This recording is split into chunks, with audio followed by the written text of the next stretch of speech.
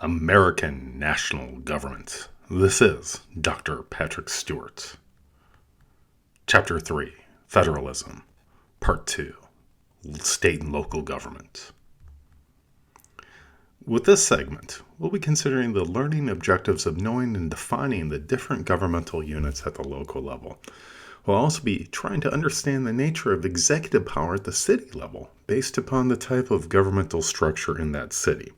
And lastly, we'll want to appreciate the influence of local elections and how citizens are represented. So let's take a look at local governments. There are 5 different types of local government. The first, counties. We have townships. We have special districts, school districts, which can be considered a subtype of special districts, as well as cities themselves. With the counties, we find that there are elected officials that include the sheriff, the county prosecutor, a coroner, clerk, and treasurer. Now, these officials share their power with elected county boards, and about 2/3 of these county governments are run by commissioners. The rest are run by professionals, in other words, county administrators or elected county executives that are specialists in their jobs. Now, these counties are further subdivided into townships, which oftentimes play important governing roles. So what we see is that the 3,043 counties can be further subdivided into smaller subdivisions, these townships. They're involved with real estate appraisal as well as the collection of taxes. Now, in Arkansas, we have 74 counties, so that's an awful lot of counties for a small state. Special districts are established within the states to deal with a variety of problems that cut across the local governmental unit. In other words, they're a way of dealing with issues such as water, mosquito control, parks, library, and transportation that might be shared by many more or even fewer individuals, and a way of making sure the taxes are shared out effectively.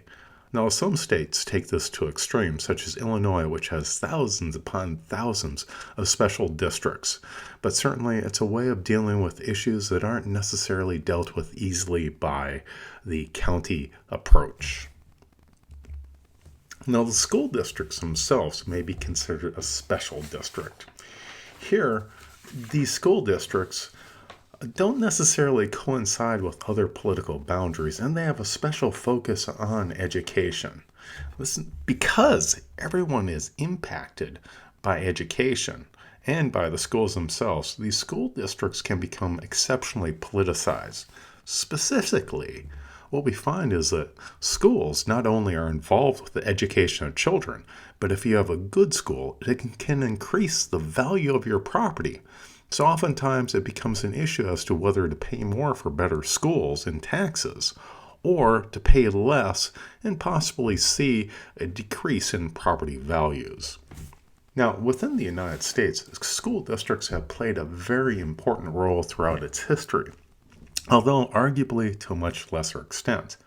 In 1942, there are almost 109,000 school districts.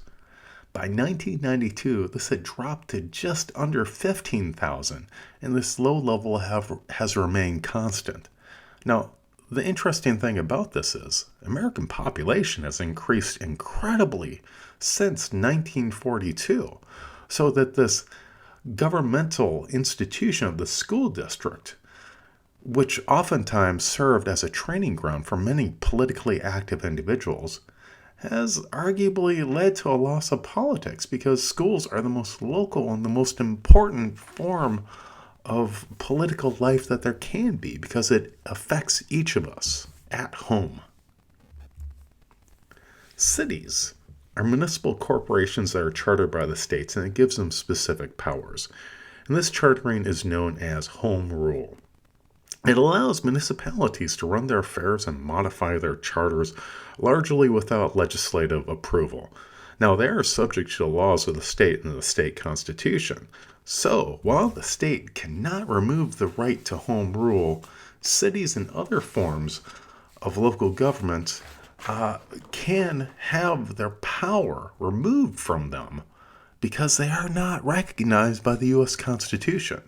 Perhaps the most interesting example of this comes from Arkansas not more than 20 years ago, when the towns of Gilmore and Tyronza, which is on the way that's close to Memphis, put up speed traps in which they're able to derive more than 50% of their income from especially speeding. And these speeding tickets essentially became such an issue that the state legislature put through legislation limiting this. And when these towns did not comply, the state took away their right to home rule. When we look at the cities themselves, we see that the nature of the city executive is based upon three basic forms of city government. The first is the commission plan, the second, the mayor-council plan, and thirdly, the council-manager plan. Now, the commission plan is one that has been abandoned by most cities, but prior to the 20th centuries, this was the one where the commissioners were popularly elected to make policy and run specific city departments as administrators.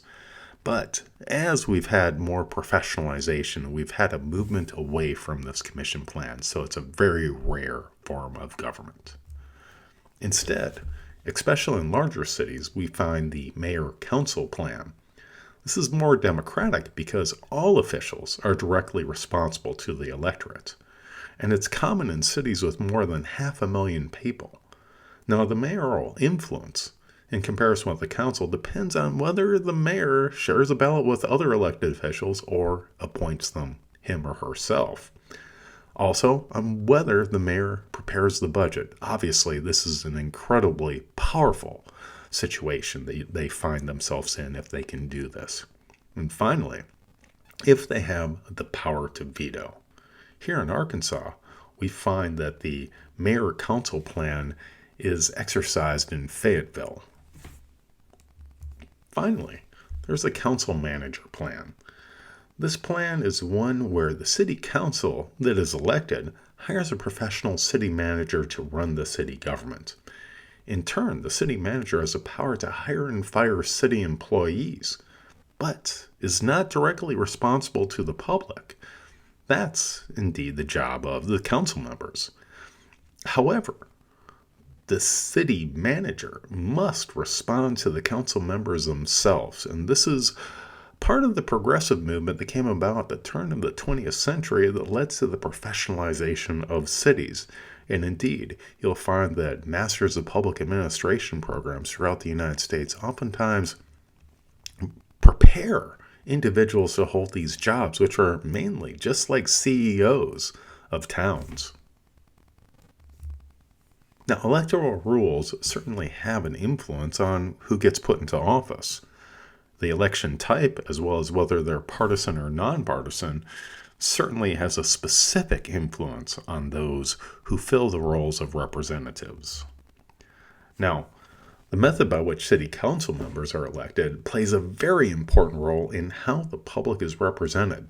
For instance, at large elections in which each council member is elected by the entire city electorate, benefits the majority. That's because minorities can find themselves outvoted. On the other hand, if there's a ward system and each council member is elected from single-member districts, the benefits are to those who are residentially concentrated and might be minorities. Lastly, whether the election is partisan or nonpartisan has an influence. This is because most Americans identify themselves based upon their political party. It's an easy shorthand, especially when you have a very large slate of candidates that you don't know who is who. You'll go with that simple decision rule of partisanship. So, structuring the ballot in this way has an effect on who gets elected, no matter how good they are or are not. So ultimately, when we look at local governments, whether it's looking at cities, counties, townships, special districts, or school districts, we find that structure matters. American national government.